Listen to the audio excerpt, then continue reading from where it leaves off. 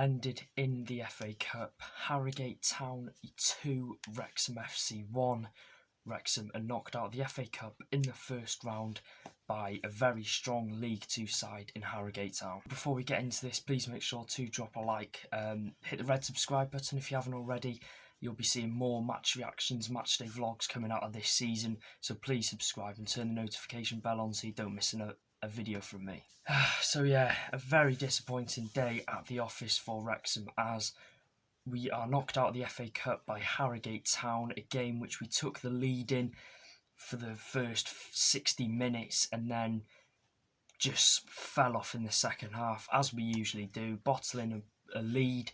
It was inevitable we were going to concede an equaliser.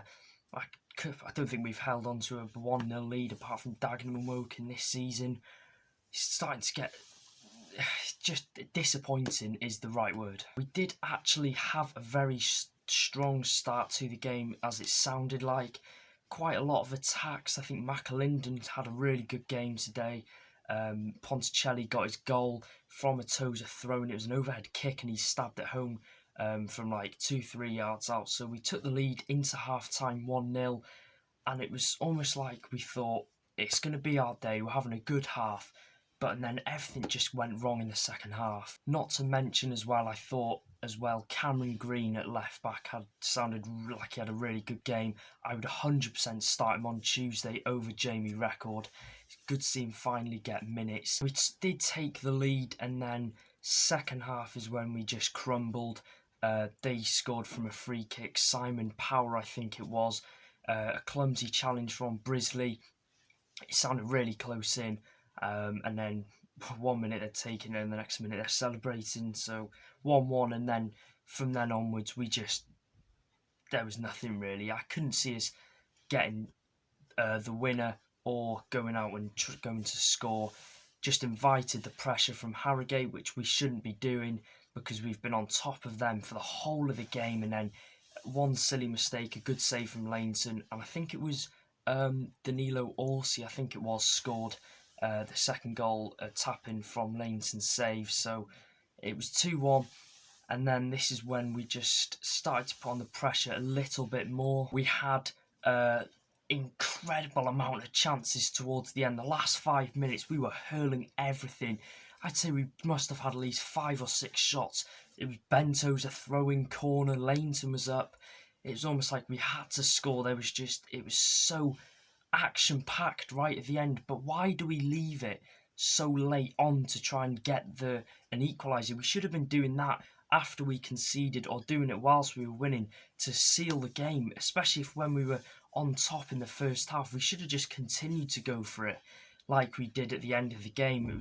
It's just very, very disappointing to see us lose once again in a game we so easily could have won. So yeah, another loss for Wrexham. The pressure certainly is on manager Phil Parkinson now. I believe if we don't get a result out of Tuesday night's game against Aldershot, then the pressure is really going to be on. Say if we do lose to Aldershot and fail to pick up a win at Kings Lynn, then I think there could be some serious problems with him losing his job, because I know it's League 2 opposition, 7th in League 2, but we have got the squad to be winning League 2. We've got an incredible squad, and Harrogate of late have lost a couple of League 2 games, so their tails wouldn't have been high. It was both teams are coming into it off of losses, I think. Wrexham drew, sorry. But yeah, a very disappointing game. We messed it up as usual. Like to say as well, a massive well done to the support today from the Wrexham fans. 582 travelling to Harrogate on this Saturday FA Cup game. I think there was 2,400 in total, which is quite poor for League 2 considering where they are. Another few positives to come out of the game, like I said, Cameron Green as well. Hall Johnson came on as well, his first game since mid-August. He sounded like he played good, so I definitely start Hall Johnson and Green against Aldershot. And good to see Luke Young get his first start since, I believe, the Aldershot game, which got postponed. So a few positives to come out of it apart from the result.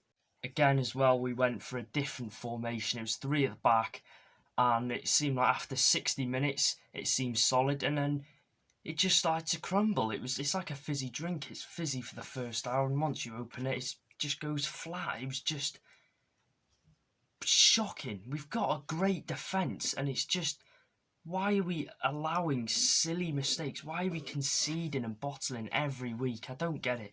Seriously, we've got an incredible team.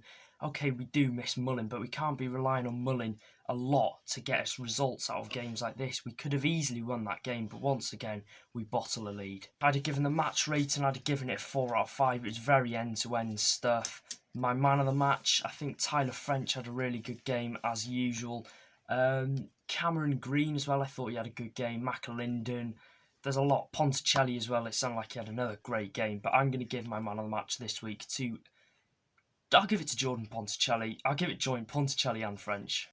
Wrexham fans, please do let me know what you think in the comments down below. Make sure to drop a like. Can we go for 60 likes on this match reaction? Hit the red subscribe button with the notifications bell on. And I will see you on Tuesday night for the Old Shot game. Take care.